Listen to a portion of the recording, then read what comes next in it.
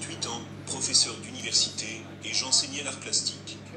J'avais pris un groupe d'étudiants, et ma femme, et nous étions partis en Europe. Nous venons de faire 3 semaines de tournée, et c'était le lendemain le dernier jour. Nous étions à Paris. Et à 11 h dans la matinée, j'ai eu une perforation de mon estomac.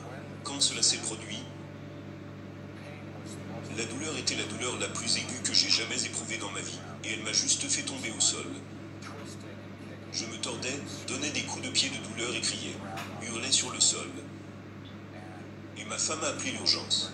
Elle a appelé la réception qui appela les services d'urgence. Un médecin est venu, et il a appelé une ambulance, parce qu'il savait ce qui n'allait pas. Et ils m'ont emmené à environ 13 km de là, à travers la ville pour l'hôpital public, l'hôpital général de Paris, où j'ai été emmené dans la salle d'urgence.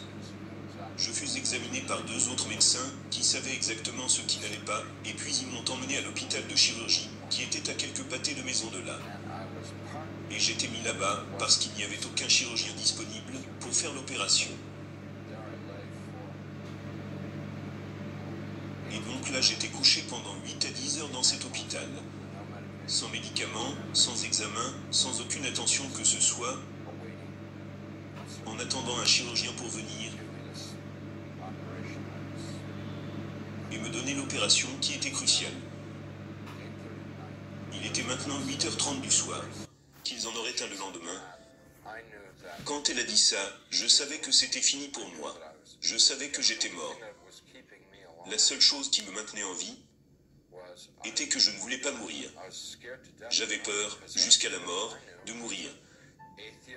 Parce que pour autant que je sache, j'étais une personne athée, non croyante. Une personne qui vivait pour la gratification qu'il pouvait obtenir du moment. Et mourir pour moi était comme le pire. Je veux dire, à côté de la douleur, c'était la pire chose qui pourrait m'arriver, parce que c'était la fin de la vie. Et il ne restait plus rien d'autre. Et quand elle a dit ça, l'idée d'essayer de vivre pour encore une minute, pour une autre heure dans cette douleur, ça n'en valait plus la peine. Je luttais avec l'espoir qu'ils viendront me dire qu'ils ont trouvé un médecin, qui viendrait faire l'opération et résoudre le problème.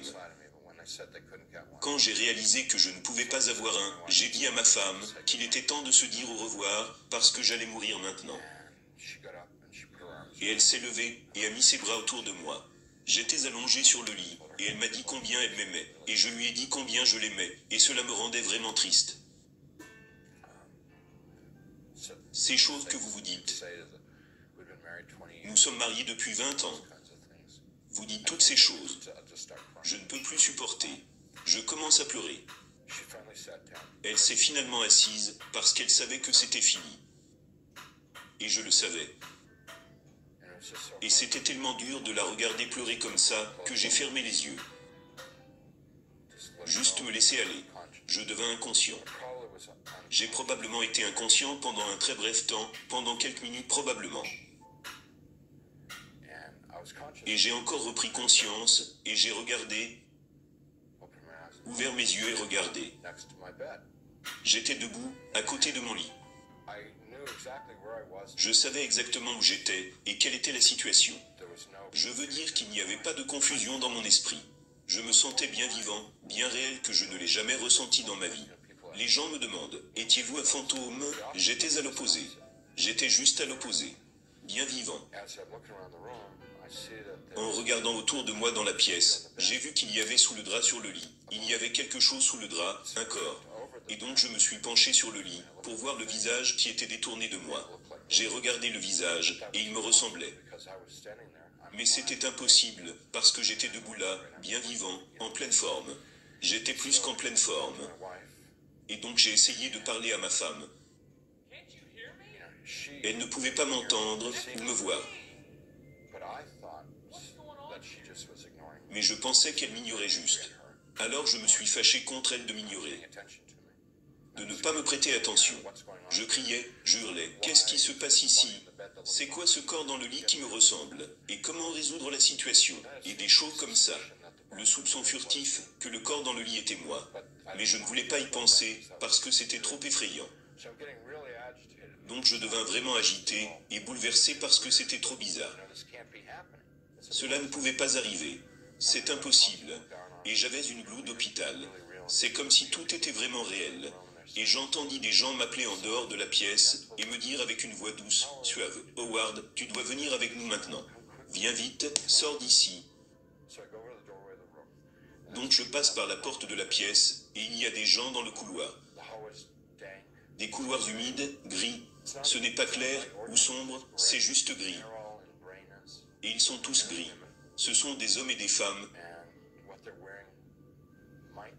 Et ce qu'ils portaient étaient peut-être des uniformes d'hôpital. Et je leur ai demandé s'ils venaient de la part du médecin pour m'emmener à l'opération. Je disais que j'étais vraiment malade et que je dois subir une opération et que je vais mourir si je ne reçois pas cette opération. Je devais être opéré il y a 8 heures de cela et je disais tout ça. Nous le savons, nous le comprenons, ont-ils répondu.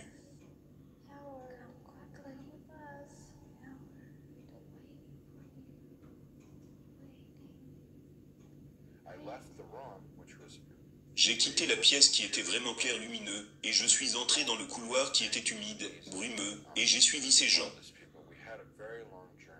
Nous avons eu un très long voyage. Il n'y avait pas de temps, et chaque fois que je fais référence au temps, c'est juste une illusion, car il n'y a pas de temps dans cet endroit. Mais ce voyage, si je devais le recréer, je devrais marcher comme de Nashville à Louisville, ou quelque chose du genre, pour recréer la marche avec ces gens. Et pendant que nous marchions, ils restaient autour de moi et continuaient à me déplacer. Et cela devenait de plus en plus sombre. Et ils devenaient de plus en plus ouvertement hostiles à moi. Premièrement, ils étaient comme sirupeux, doux pour me faire aller avec eux. Et alors que nous allions, c'était « Dépêche-toi, continue à avancer, tais-toi, arrête de poser des questions ». Ils ont commencé à être hostiles, jusqu'à ce que nous entrions dans l'obscurité totale. J'étais absolument terrifié. Ces gens étaient devenus très hostiles. J'ai dit, je n'irai pas plus loin avec vous. Ils ont dit, tu y es presque, et nous avons commencé à nous bagarrer. J'ai juste essayé de m'éloigner d'eux. Ils me poussaient et me donnaient des coups.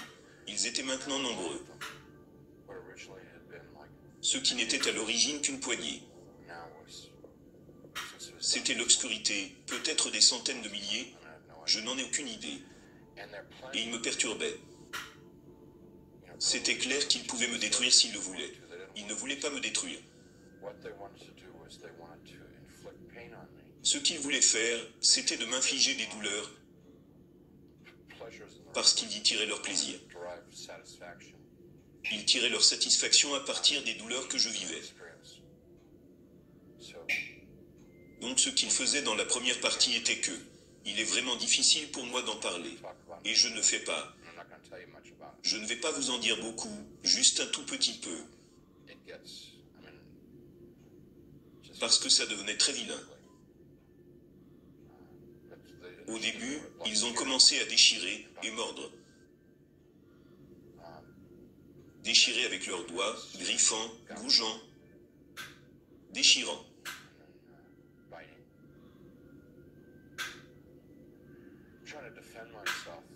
J'ai essayé de me défendre, en essayant de les combattre, en essayant de m'éloigner d'eux.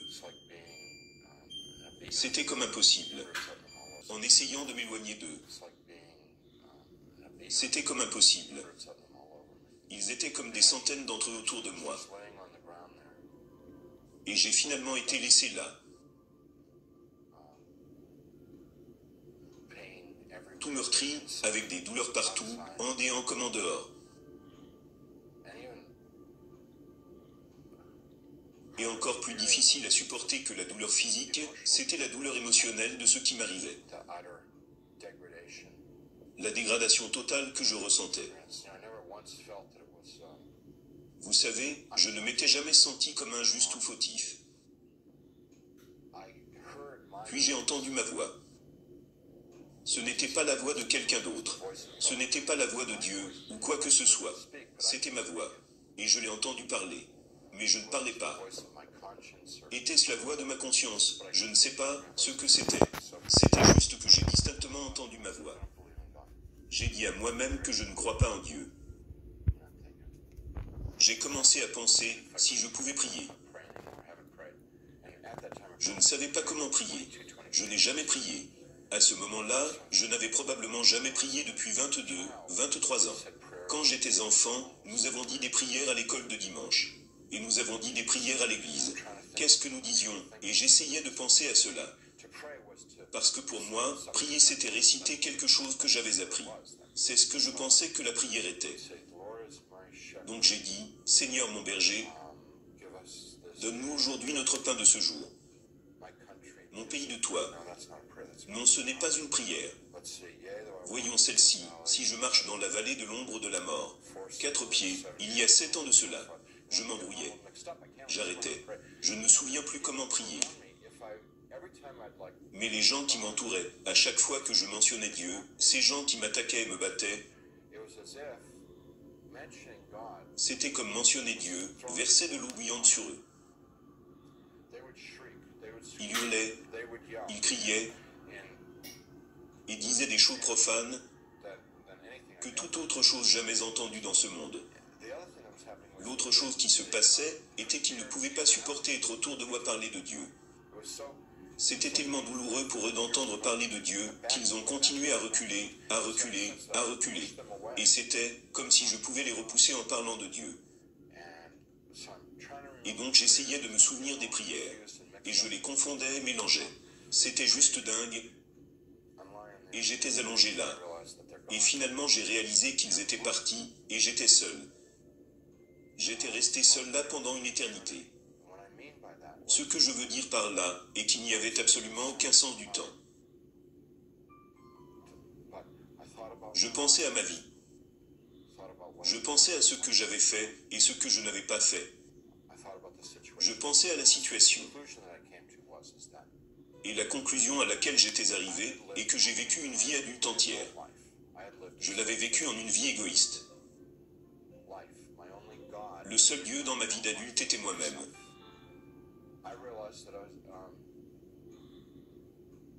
J'ai réalisé que j'étais dans quelque chose de terriblement mal avec ma vie. Et que les gens qui m'attaquaient étaient le même genre de personnes que j'étais. Ils n'étaient pas des monstres. Ils n'étaient pas des démons. C'étaient des gens qui avaient manqué le but. Le point de naître est d'être en vie dans ce monde. Ils avaient manqué et avaient vécu des vies d'égoïsme et de cruauté. Et maintenant nous sommes dans un monde où il n'y avait rien d'autre. Rien mais de l'égoïsme et de la cruauté. Et ils étaient condamnés à s'infliger les uns aux autres, et à eux-mêmes sans doute pour toujours. Et maintenant j'en faisais partie. Et il semblait bien que je ne voulais pas être là. Mais c'était probablement le bon endroit pour moi d'être. Il y avait ce sentiment, comme c'est ce que je mérite. Parce que c'est ce que j'ai vécu. Tu ne peux pas imaginer à quel point c'était émotionnellement douloureux.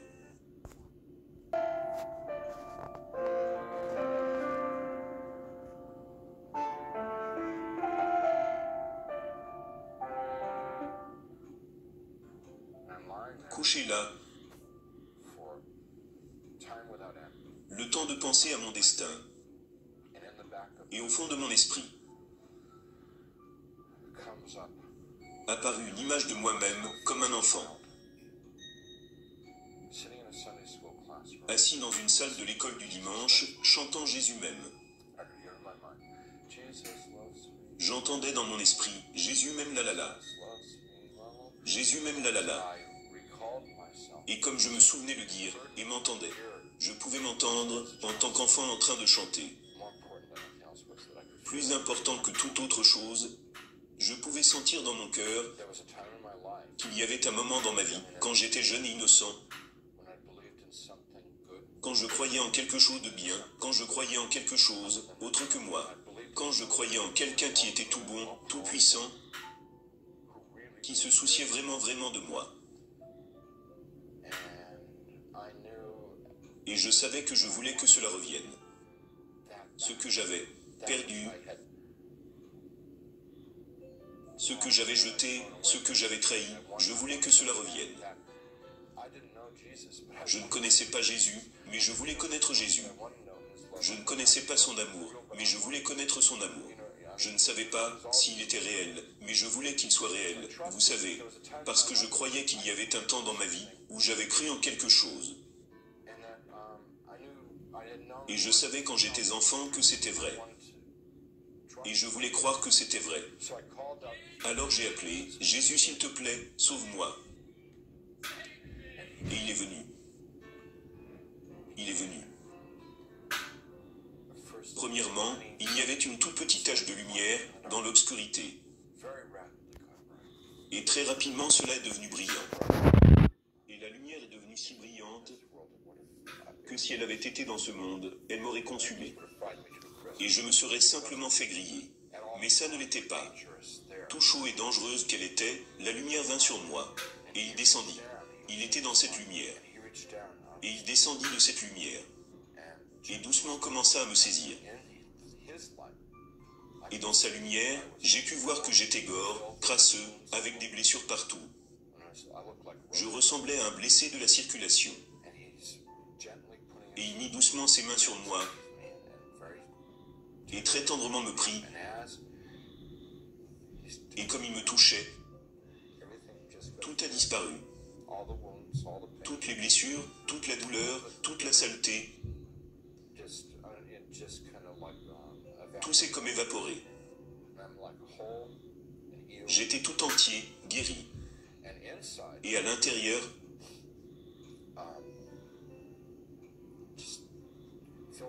j'étais rempli de son amour.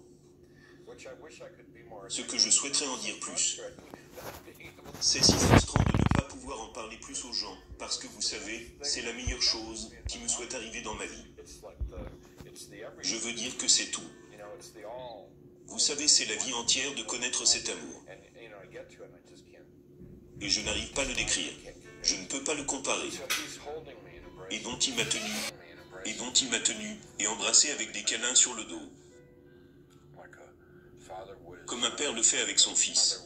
Comme une mère le fait avec sa fille. Des doux câlins sur le dos. Et je pleurais comme un bébé, rempli de joie. Je veux dire comme la libération que vous étiez perdu, et maintenant retrouvé. Comme étant mort, et maintenant ramené à la vie. Et il me sortit de là, vers le haut, alors que nous sortons. Et nous nous dirigeons vers un monde de lumière. J'ai commencé à avoir des pensées énormes de honte, que j'ai été si mauvais.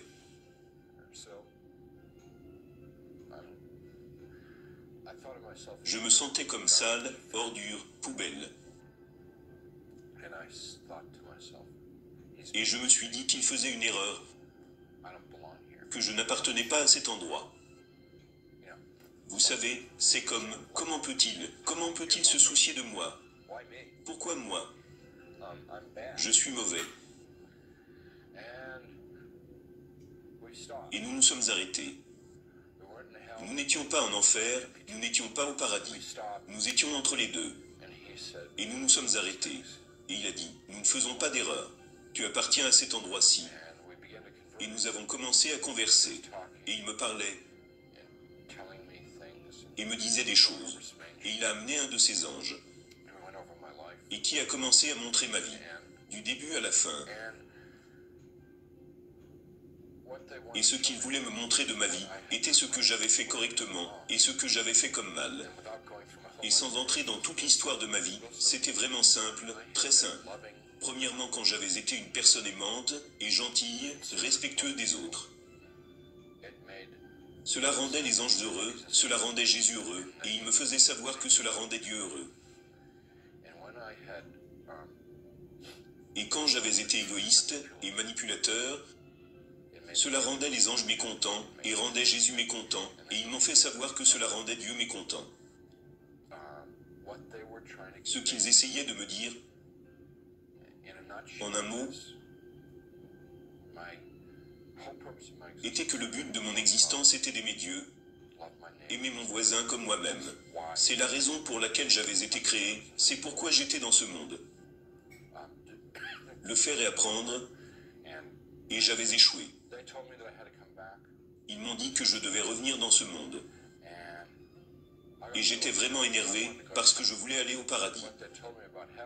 Ce qu'ils m'ont dit sur le paradis, c'est que c'est le plus amusant, le plus intéressant, c'est le plus merveilleux endroit que tout le monde.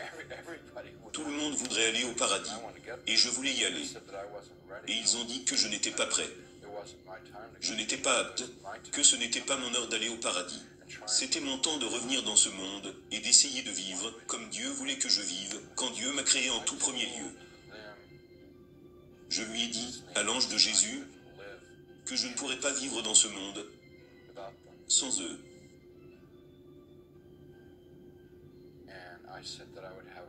Et j'ai dit que mon cœur se briserait de me renvoyer dans ce monde, parce qu'ils seraient là-bas et que je serais ici.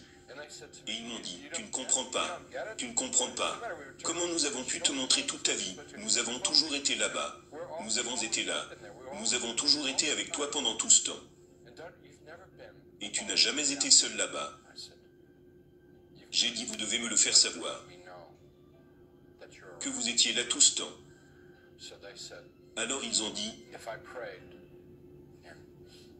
si je prie et confesse mes péchés à Dieu,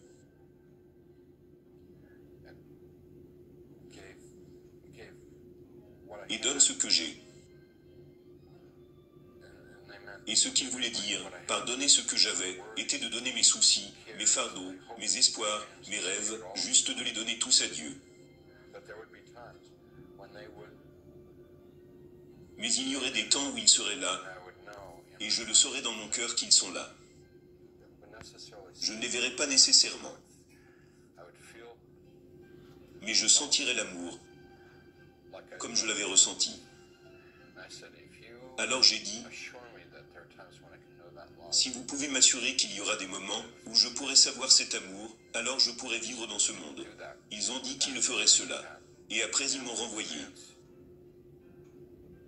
Après l'expérience, l'infirmière qui était dans la pièce quelques minutes auparavant disant qu'ils ne pouvaient pas trouver de médecin et qu'ils essayaient d'en trouver un, elle est revenue en courant et a dit à ma femme que le médecin venait juste d'arriver à l'hôpital, ce qui était comme un miracle, parce qu'il était maintenant comme 9h30 le soir. Entre 9h, 9h30, donc les médecins sont arrivés à l'hôpital. Nous allons devoir vous opérer tout de suite. Des infirmiers et des gens sont entrés et ils ont fait sortir ma femme hors de la chambre. C'était très dérangeant, parce que j'essayais de leur dire que je voulais parler à ma femme, à propos de ce qui m'est arrivé.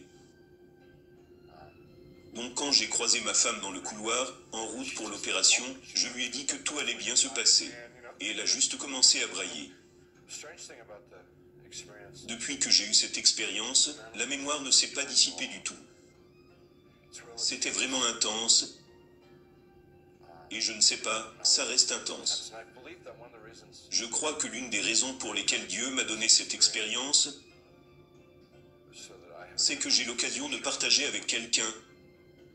Je ne connais pas qui, je n'ai jamais su qui, mais que j'aurai l'opportunité de la partager avec quelqu'un, afin que cela puisse leur être utile.